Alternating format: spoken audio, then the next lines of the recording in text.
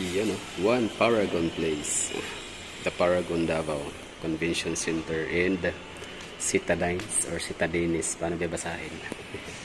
Ayan na naman tayo, no? Struggle tayo sa pagkabasa. Anyway, so yan, ginugol natin siya. Wikipedia. The Paragon is an emerging lifestyle destination in Davao City where you can love, thrive, and celebrate its well-designed residential towers, internationally renowned hotel, sophisticated convention facilities, and boutique mall. Ang galing, no? So, ano na siya? Hotel and residential. Ang galing. So far, wala pang ganyan dito sa Davao, no? Ito pa lang. Yung hotel na siya. Ay, meron pala si Abrisa Tower and si Abrisa Tower and Abrisa's Place is ano siya? Residential towers and Sida Hotel. So parang ito yung parang ka-counterpart pala niya, no, ni Sida Hotel and Abrisa's Place. So ito yung Citadines Hotel, ito yung One Paragon's Place residential. Tama ba mga hagala? Tapos meron silang convention center, tapos boutique mall and internationally renowned hotel, sophisticated convention facilities, and boutique mall. So, yan, abangan natin to. Malapit na matapos. Phase 1. One Paragon Place is residential condominium. So, ito yun, mga hagala. One Paragon Place. Yan yung residential condominium. Tapos, ito yung Citadines naman, or Citadines, Paragon, Davao. Is service residences. The Paragon Davao Convention Center. Yun yung phase 1. The Paragon Davao Lifestyle. Okay, location in vicinity. General Douglas MacArthur Highway. Elpidio. Paano ba to? North.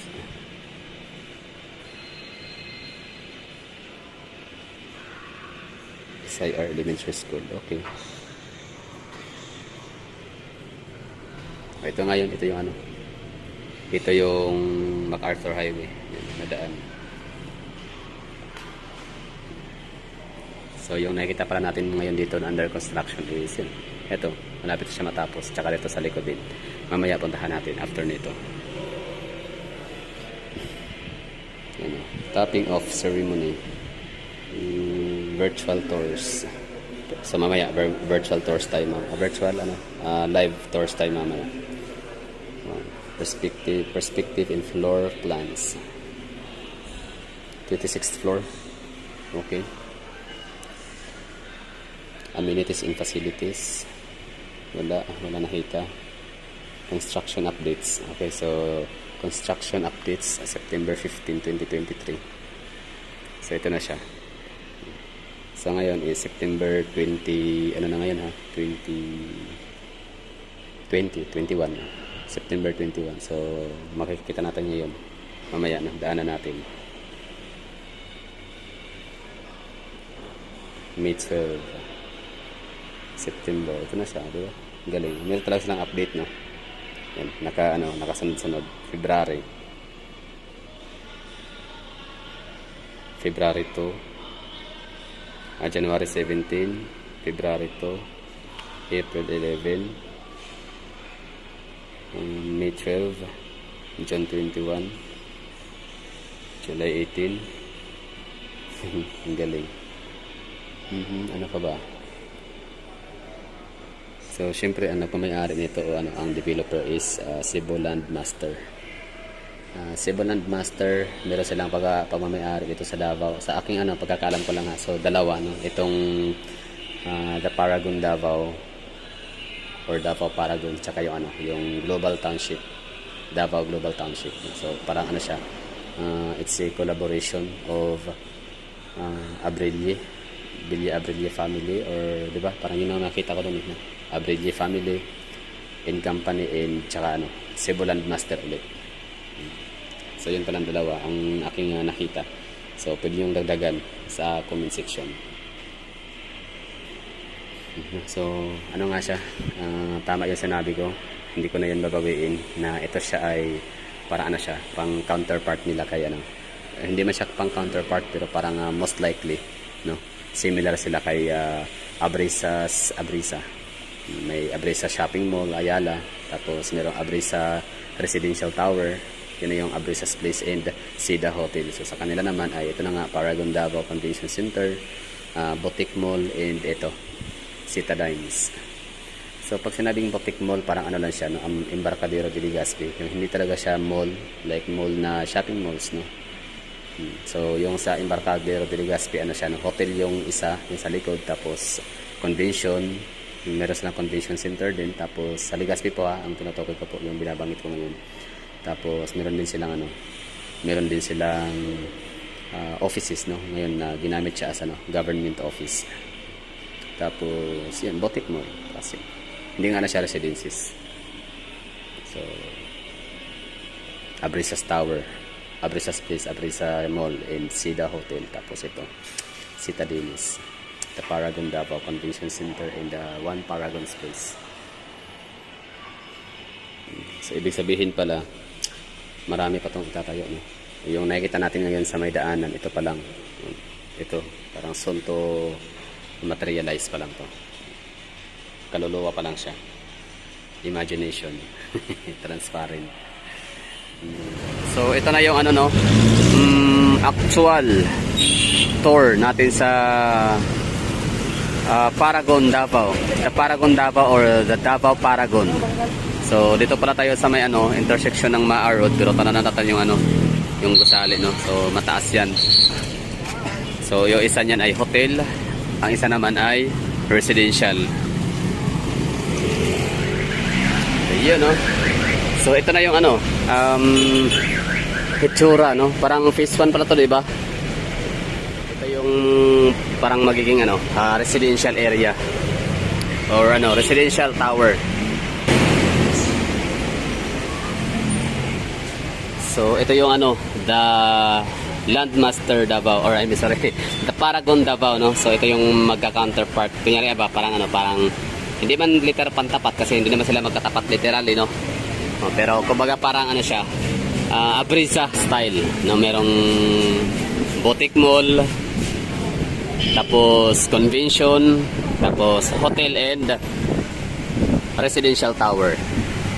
So kung meron man akong ano, i-rate na pinaka mabilis ang trabaho at paggawa, yung mabilis yung ano, yung development ng project ay ito, si Davao Paragon or Paragon Davao. Next naman ay si SCC Mall, no. So yung dalawa na yan, yung talagang trabaho kung trabaho, no. Ang bilis. Bilis silang ano, ang bilis silang mahagawa. Dati ano yan eh, parang nung una kong punta dito 2021, no. As I remember talaga, para ano pa lang yan siya, yung naghuhukay pa lang, no. Nagbabaon pa lang ng mga poste. Naghuhukay, nagbabaon ng poste. Ngayon, ayun oh. Materialized na yung gusali. Ang galing lang talaga. Iba talaga kapag mayaman, may pera yung developer, yung owner. Iba talaga kapag private, di ba? Kasi wala talagang rason para magkaroon ng delays, no? Walang subject of delays talaga yan. Walang reason bakit magkaroon ng ano, pagbagal sa trabaho. Walang hadlang, kumbaga ba, may pera na. Kaya ang bilis silang makagawa, ang bilis makadevelop, ang bilis silang ma-materialize ang kanilang structure, building, kasali. So tara, lakad pa tayo sa baba mamaya dito na area para makita natin yung ano, yung area.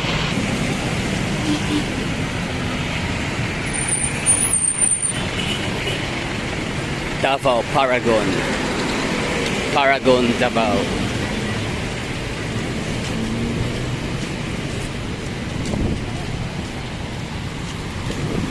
So itong Paragon na to is ano sila, no, facing sa MacArthur Highway. So ibig sabihin, ito yung ano, parang phase 1 pa lang siguro yan. Tapos meron pa phase 2 hanggang phase 3. Diba? Pili kasi merong ano doon, diba? Meron tayo nakita doon kanina sa umpisa ng vlog na meron ano doon, yung parang transparent pa. So ibig sabihin, hindi pa siya materialize. Soon pa lang, soon to rise pa lang siya. So dyan yung area, panigurado. So ibig sabihin, mga hagala, itong nakikita natin na to, hindi pa talaga to, no? Hindi pa ito yung kabuuan, no? Sigurado. Or pwede, possible. So parang inuna pa lang tong ano, residential area. Siyempre uunahin nila yan kasi bayad na yan, no? Yung mga kumbaga ano yan, occupied na yan, mga may nagmamayari na siguro, fully booked na yan, no? Sold out, kumbaga. Kaya uunahin nila siyempre yung residential bago na yung ano, mga amusement park o yung ano, yung convention or yung boutique mall. Tsaka yung internationally renowned hotel nila. Ano sa tingin niyo, no? Okay ba tong ginawa nating update sa Paragon Davao? Basta dati naalala ko first akong pumunta dito sa Davao, umuwi no, na bumisita na naman sana dapat. So 2021 December 2021, tapos bumalik ako ng ano, Maynila, January 2022, tapos bumalik ako ng May 2022. So yun, bali ang bilis talaga ng ano, ang bilis ng project, ang bilis ng paggawa nila ng construction. Puspusan, no, mabilisan. O ito na siya ngayon. So wala namang akong nakita pa noon, hindi ko nabasa, hindi kagaya sa atag na ito sa ICCC by Consonhe na kung kailan nila tatapusin, kung kailan yung ano, yung parang target ba, target of completion. So 36 months. So April 29 nagsimula yung ICCC, April 29 na 2021. So matatapos sila by April 29 din 2024. So next year na yun, malapit na.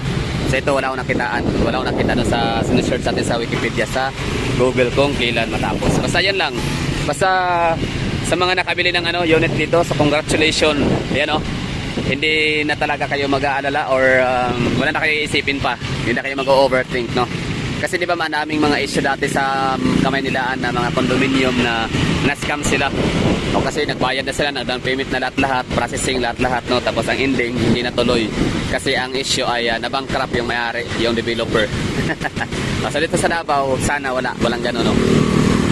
So at the moment na naipatayo na yung gusali, gaya niyan, so yan, kumbaga, masaya na yung mga nakabili niyan, no? Mga nakapag-down payment na. Kasi sure po na talaga, wala nang atras yan. Wala nang atrasan, kumbaga. Tuloy-tuloy na yung ano, yung kanilang pagiging unit owner. So that's all for today's video. Thank you for watching. Maraming salamat. Ingat po kayong lahat, no? Bye-bye.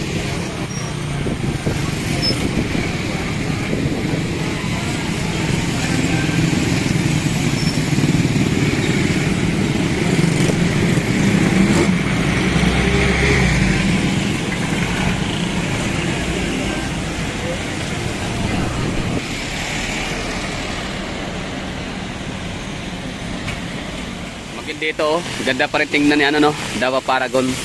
So mas plastada talaga siya kapag dito tayo banda sa may Bangkiruhan part, no.